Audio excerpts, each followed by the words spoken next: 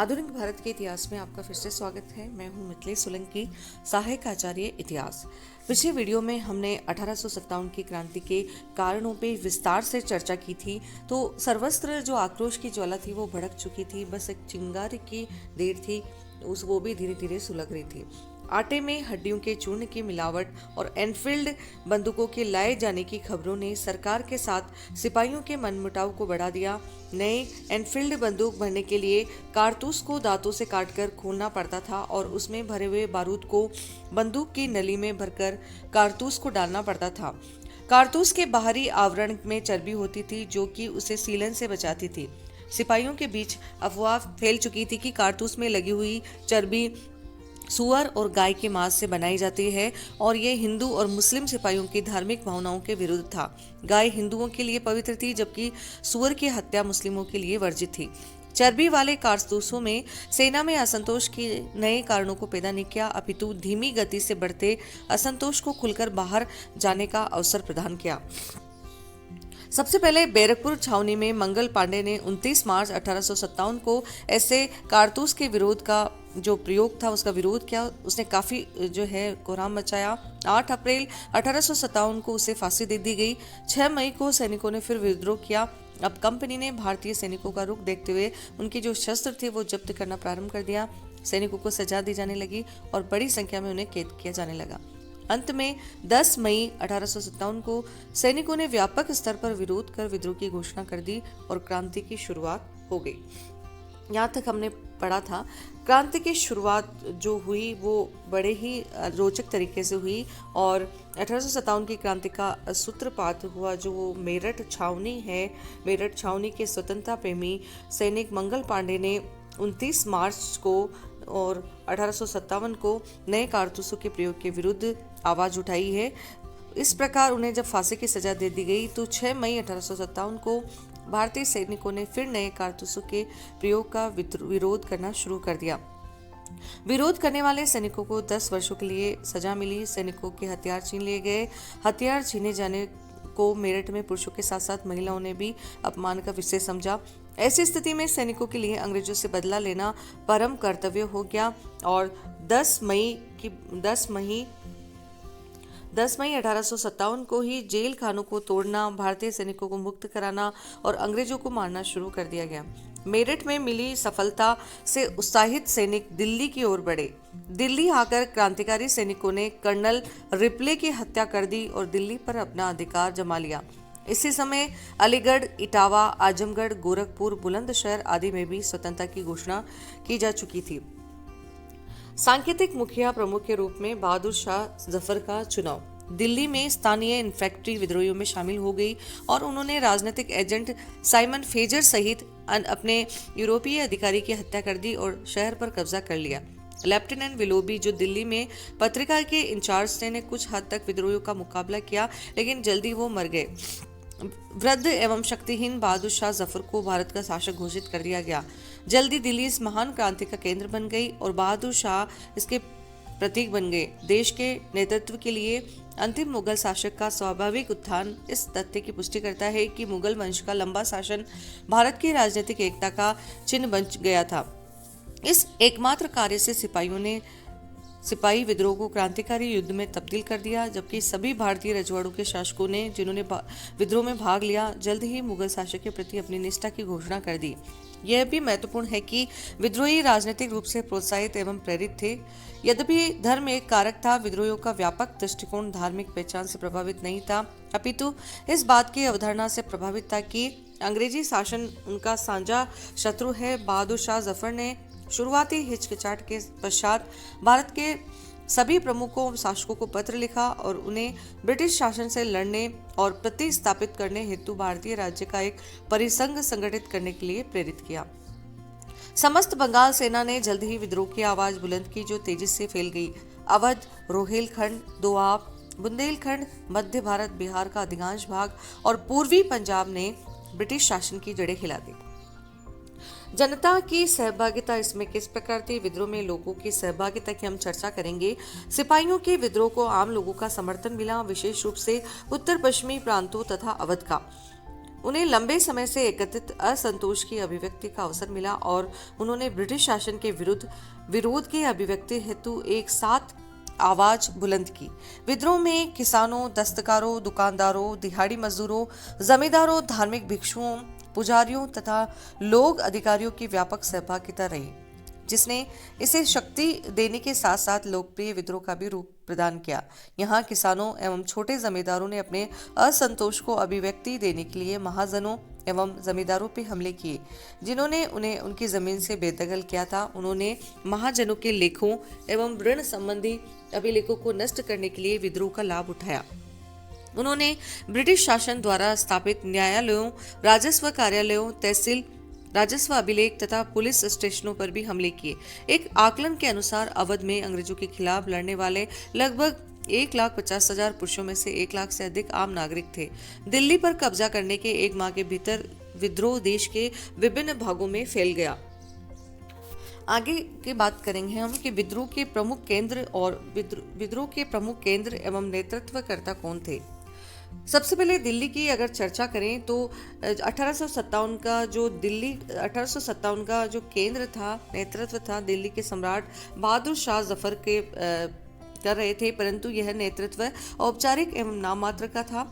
विद्रोह का वास्तविक नेतृत्व जनरल बख्त खां के हाथों में था, जो बरेली के सैन्य विद्रोह के अगवा थे तथा बाद में अपने सैन्य साथियों के साथ दिल्ली पहुंचे थे। बख्त खां के नेतृत्व वाले दल में प्रमुख रूप से 10 सदस्य थे, जिसमें सेना के 6 तथा 4 नागरिक विभाग से थे। यह दल न्यायालय सम्राट के नाम से सार्वजनिक मुद्दों की सुनवाई करता था। बहादुर शाह जफर का विद्रोहियों पर न तो नियंत्रण था, न ही ज्यादा संपर्क।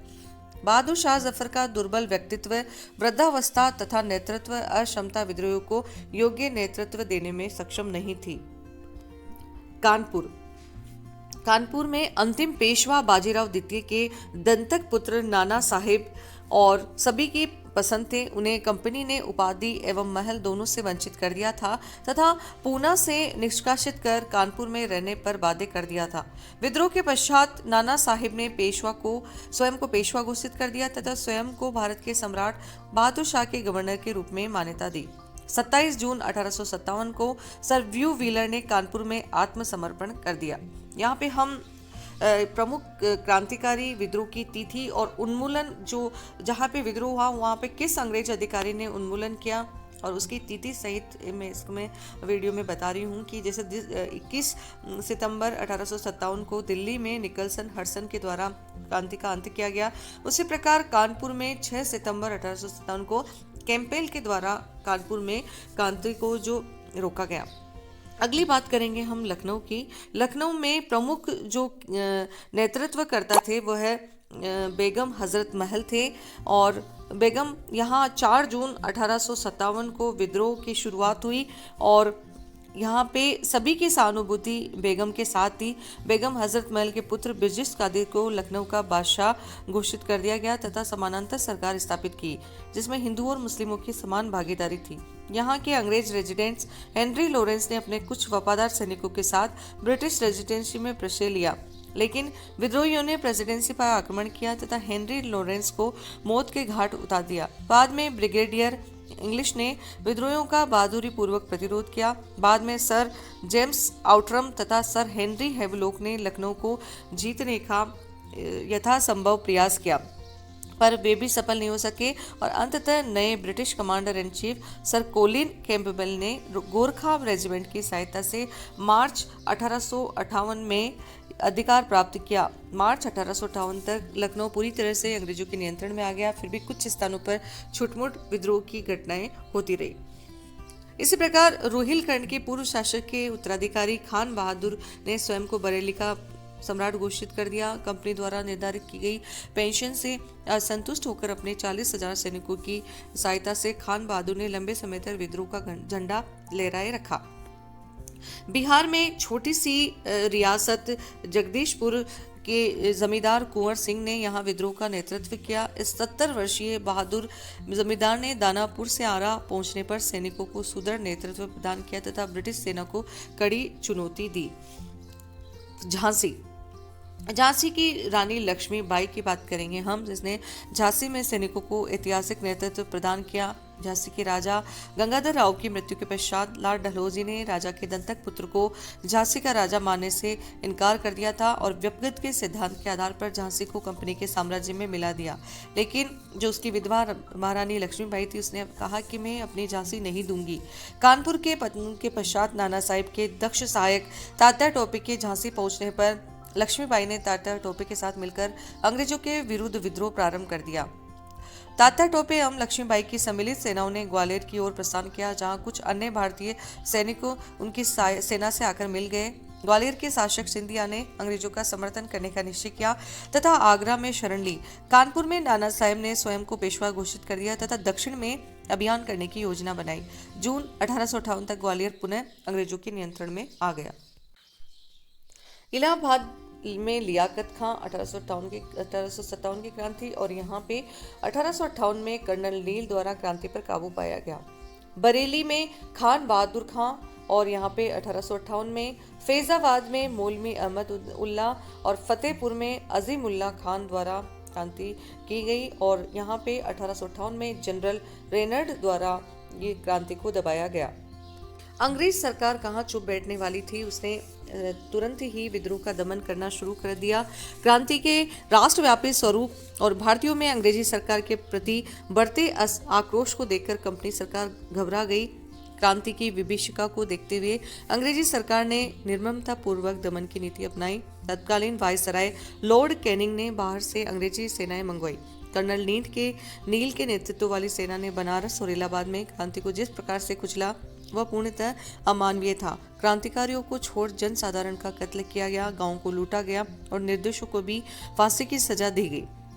Commander and chief general Anselm ने रेजिमेंटों को आदेश दिया कि फिरोजपुर, जालंधर, फुलवर, अंबाला आदि पे निर्ममता के साथ लोगों की हत्या करवाई गई। सैनिक नियमों का उल्लंघन कर कैदी सिपाहियों में से अनेकों को तोप के मुंह पर लगाकर उड़ा दिया गया। पंजाब में सिपाहियों को घेरकर जिंदा जला दिया गया। अंग्रेजों ने केवल अपनी सैन्य शक्ति के सहारे ही क्रांति का दमन नहीं किया, बल्कि उन्हें प्रलोभन देकर बहादुर शाह को गिरफ्तार करवा लिया गया और उसके पुत्रों की हत्या करवा दी। सिखों और मद्रासी सैनिकों को अपने पक्ष में कर लिया गया। वस्तुतः क्रांति के दमन में सिख रेजिमेंट ने यदि अंग्रेजी सरकार की सहायता न की होती तो अंग्रेज सरकार के लिए क्रांतिकारियों को रोक पाना टेढ़ी कीर साबित होता। क्रांति के दमन में अंग्रेजों की इसलिए भी सहायता मिली कि विभिन्न क्षेत्रों में अलग अलग समय में क्रांति ने जोर पकड़ा था।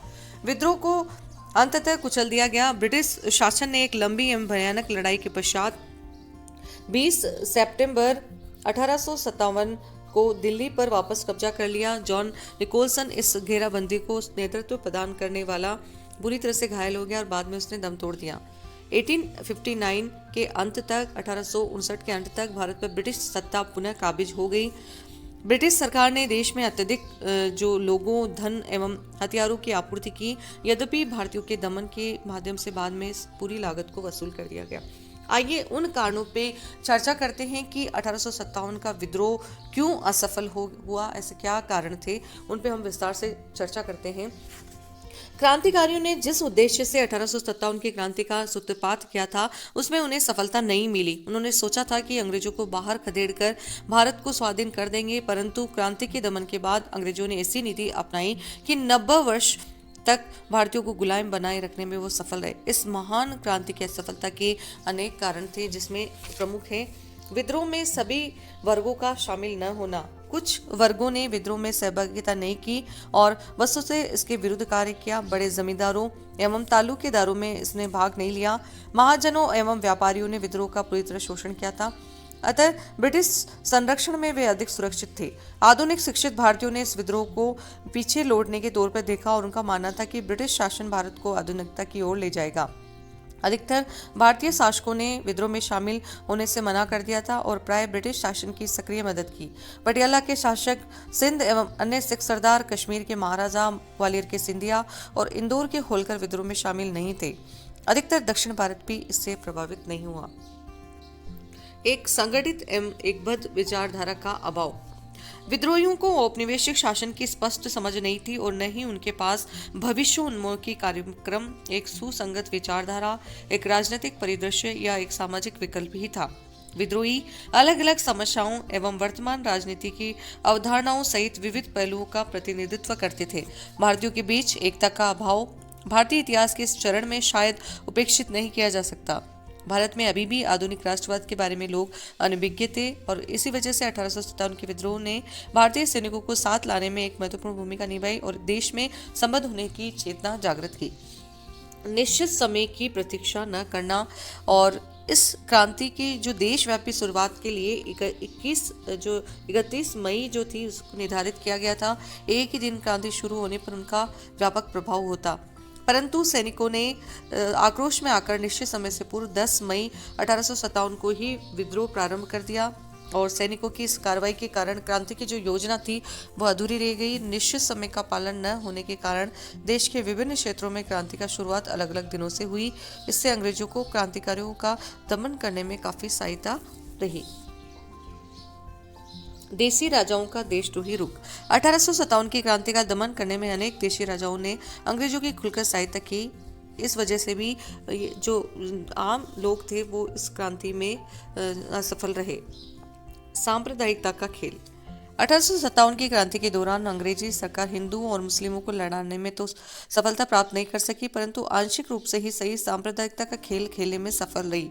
सांप्रदायिक भावनाओं को उभार कर अंग्रेजी सरकार ने सिख रेजिमेंट और मद्रास के सैनिकों को अपने पक्ष में कर लिया। मराठों, सिखों और गोरखों को बहादुर शाह के खिलाफ खड़ा कर दिया। उन्हें ये महसूस कराया गया कि बहादुर शाह के हाथों में फिर से सत्ता आ जाने पर हिंदुओं और सिखों पर अत्याचार होगा। इसका मूल कारण था कि संपूर्ण पंजाब में बादशाह के नाम झूठा फरमान अंग्रेजों की ओर से जारी किया गया, जिसमें कहा गया था कि लड़ाई में जीत मिलते ही प्रत्येक सिख का वध कर दिया जाएगा। सैनिकों के साथ साथ जनसाधारण को भी गुमराह कर दिया गया। इस स्थिति में क्रांति का असफल हो जाना निश्चित हो गया था। संपूर्ण देश में प्रसारित न होना। 1857 की क्रांति का प्रसार संपूर्ण भारत में नहीं हो सका। संपूर्ण दक्षिण भारत और पंजाब का अधिकांश हिस्सा, भारत का पूर्वी एवं पश्चिमी भाग इस क्रांति से अछूते रहे। शस्त्रों का अभाव। क्रांति का सूत्रपात तो कर दिया गया, किंतु आर्थिक दृष्टि से कमजोर होने के कारण क्रांतिकारी आधुनिक शस्त्रास्त्रों का प्रबंध करने में असफल रहे। अंग्रेजी सेना ने तोपों और लंबी दूरी तक मार करने वाले बंदूकों का प्रयोग किया, जबकि क्रांतिकारियों को तलवारों और भालों का सहारा लेना पड़ा। इसलिए क्रांति को कुचलने में अंग्रेजों को सफलता प्राप्त नहीं हुई। सहायक साधनों का अभाव। सत्ताधारी होने के कारण रेल, डाकतार एवं परिवहन तथा संचार के अन्य सभी साधन अंग्रेजों के अधीन थे। इन्होंने इसका भरपूर उपयोग किया। दूसरी ओर भारतीय क्रांतिकारियों के पास इन साधनों का अभाव था। क्रांतिकारी अपना संदेश एक स्थान से दूसरे स्थान पर भेजने में असफल रहे। इसी वजह से सूचना के अभाव में यह जो क्रांति थी वह असफल हो गई। सैनिक संख्या में अंतर। एक तो विद्रोह करने वाले भारतीय सैनिकों की संख्या वैसे ही कम थी, दूसरे अंग्रेजी सरकार द्वारा बाहर से भी अतिरिक्त सैनिक मंगवा लिए गए। उस समय कंपनी के पास 96,000 सैनिक थे। इसके अतिरिक्त देसी रियासतों के सैनिकों से भी अंग्रेजों को सहयोग मिला। अंग्रेज सैनिकों को अच्छी सैनिक शिक्षा मिली थी और उनके पास आधुनिक शस्त्रास्त्र थे, परंतु अपने परंपरागत हथियारों के साथ ही भारतीय क्रांतिकारियों ने जिस संघर्ष क्षमता का परिचय दिया उसमें कई स्थलों पर अंग्रेजों के दांत खट्टे हो गए। फिर भी अंततः सफलता अंग्रेजों के हाथ में लगी। हिंदू मुस्लिम एकता।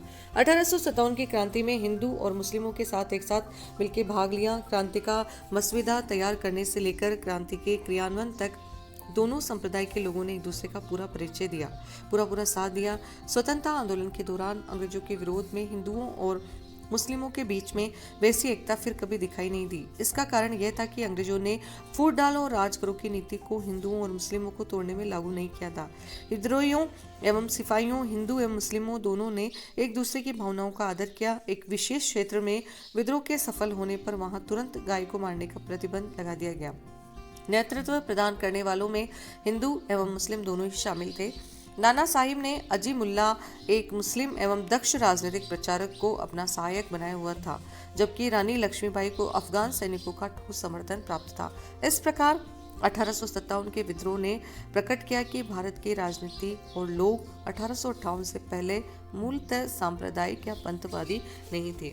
अगला जो हमारा वीडियो होगा 1857 की क्रांति के स्वरूप पे और इसके परिणामों पे कि इस क्रांति का स्वरूप किस प्रकार का था, नेचर किस प्रकार का था और 1857 की क्रांति के क्या परिणाम निकले, उसके बाद क्या क्या परिवर्तन हुए, उन सारे विस्तार से हम चर्चा करेंगे अगले वीडियो में। तब तक के लिए नमस्कार।